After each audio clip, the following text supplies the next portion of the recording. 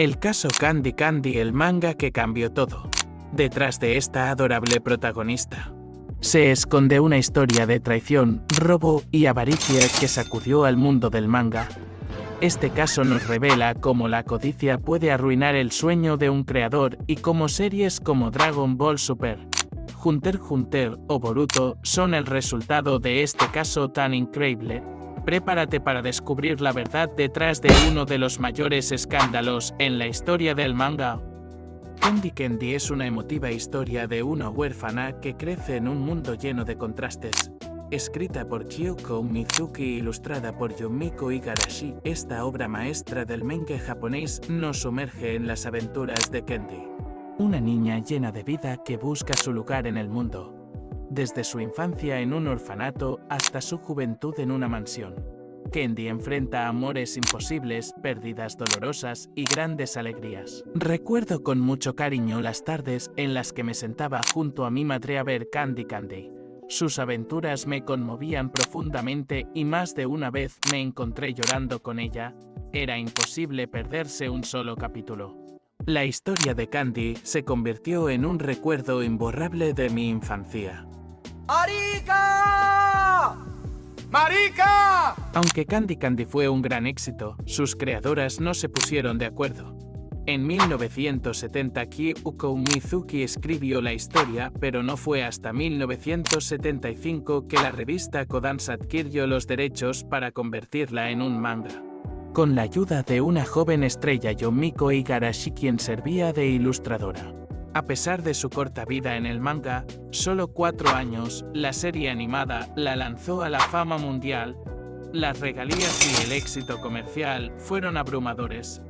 En 1990, Yumiko comenzó a aprobar licencias de productos nuevos relacionados con la franquicia. Ella alegaba ser la dueña de la imagen por ilustrar el manga. De esa forma, se desencadenó una batalla legal que marcaría un antes y un después en el mundo del manga. ¿Qué? ¿Por qué? Yumiko alegaba ser la autora y propietaria de Candy, y esto se debe a la particularidad de la ley de derechos de autor. Aunque Kyoko Mizuki fue quien creó la historia, no realizó ningún boceto de los personajes, limitándose a una descripción general. Por su parte, Yumiko fue la encargada de ilustrar todo, llevando a cabo los bocetos finales que fueron aprobados. De esta manera, aunque no escribió la historia, su participación fue fundamental para dar vida visual a los personajes. Ahora te presento un extracto de la ley de derecho de autor sobre este tema. Como podrás ver, Kyoko Mizuki escribió la historia, pero no dibujó ningún boceto, solo con esto se garantizaban todos sus derechos. Ah, caray, eso sí me interesa. Este caso fue de los primeros en Japón en abordar directamente la cuestión de los derechos de autor compartidos entre un escritor y un ilustrador de manga.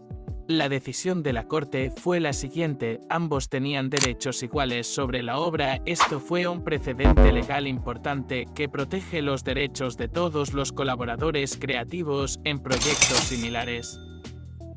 Esta cosa es real, hijo. El caso ha motivado a muchas editoriales y creadores de manga a ser más diligentes a la hora de establecer contratos y acuerdos claros antes de iniciar un proyecto. Estos acuerdos ahora tienden a incluir detalles sobre los derechos de cada creador, la propiedad intelectual y cómo se manejarán los beneficios y la explotación comercial de la obra. Ahora, con lo antes expuesto, ya entiendes mejor el rol de Kishimoto y por qué debió retomar Boruto, puesto que con la creación de personajes de su obra estaba dividiendo sus ganancias. Inicialmente Kishimoto pasó de ser un supervisor a cumplir un rol más activo dentro del manga hasta llegar a la versión de The Blue Vortex que ya conocemos.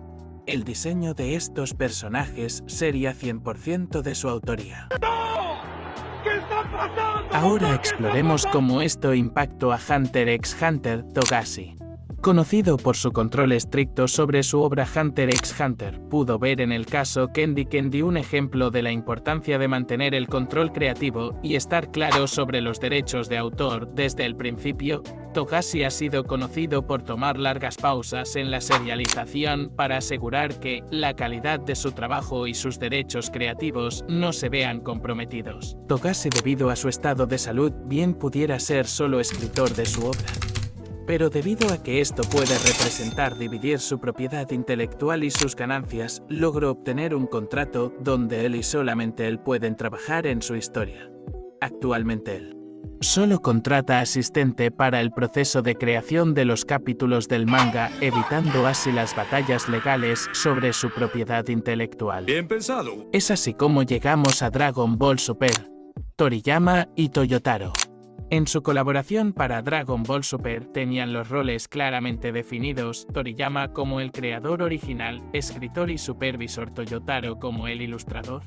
Este tipo de colaboración muestra que han aprendido la importancia de definir claramente los derechos y responsabilidades de cada parte desde el principio, lo que es un reflejo de las lecciones aprendidas del caso Candy Candy.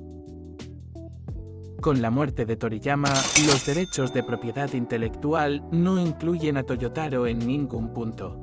Esto puesto que, para trabajar con Dragon Ball Super, fueron necesarias largas horas de evaluación de contrato que permitiera blindar los derechos de propiedad.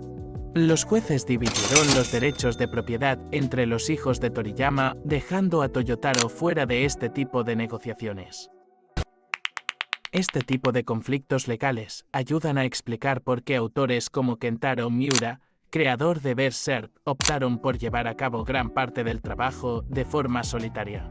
Aquí les pregunto, ¿qué hubieran hecho ustedes? El caso Candy Candy mostró cómo las disputas sobre los derechos de autor pueden surgir incluso entre colaboradores cercanos, lo que puede haber influido en la decisión de Miura de minimizar la intervención de otros en su proceso creativo. Al mantener el control total, muchos autores evitan estos enfrentamientos, incluso en el caso en el cual se contrata un ilustrador. Los autores deben asegurarse de crear bocetos de los personajes antes de iniciar cualquier saga. ¡Buena esa, Calamardo! No en esta vida, viejo. Con el precedente legal establecido por este caso, las empresas han tenido que adaptarse a un entorno legal más estricto. Esto incluye la necesidad de cumplir con leyes de derechos de autor más rigurosas y de ser más diligentes en la gestión de los derechos relacionados con productos derivados, adaptaciones y licencias. El mangaka no solo debe procurar ser aceptado por una revista, sino que debe contar con un asesor legal que le permita resguardar su propiedad intelectual. Para evitar conflictos, las editoriales y revistas ahora promueven un ambiente de colaboración saludable, donde se respetan las contribuciones de cada creador. Esto ha ayudado a reducir tensiones y a garantizar que todas las partes sientan que sus derechos y esfuerzos son valorados. Es así como los editores e ilustradores son mencionados como parte del equipo que ayuda con la historia. Ser un mangaka es más difícil de lo que aparenta ser. No todo es un color de rosas. Es importante aclarar que no debes dejar de perseguir tu deseo de ser mangaka. Pero si decides hacerlo, debes tomar en cuenta tener un contrato y un buen asesor legal que te permita proteger tu propiedad intelectual.